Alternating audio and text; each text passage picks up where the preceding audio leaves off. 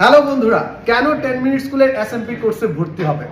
10 minute স্কুলের SMP কোর্সটা এমন করে ডিজাইন করা যাতে করে এখানে ভর্তি হওয়ার পর তুমি সব পারো বা অনেক বাকি বা মাঝামাঝি পর্যায়ে আছো, সকল স্টুডেন্টের সকল কনফিউশন ক্লিয়ার করা সম্ভব।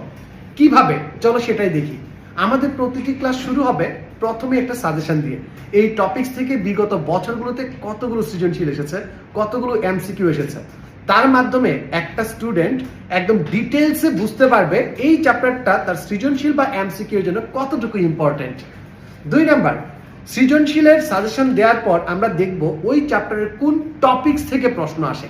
সেই টপিকসগুলো আবার বোর্ডের সাইটেশন সহ দেওয়া আছে, যেখান থেকে বুঝতে পারবে এই অধ্যায়ের কোন টপিকসটা ইম্পর্টেন্ট। সাজেশন পেয়ে গেলাম, প্রথম 10 মিনিটের কাজ ডান। এবার কি করব? এই যে সাজেশনটা দিলাম, এই সাজেশনটা তোমাকে লাইভ ক্লাসে কমপ্লিট করাই দিব।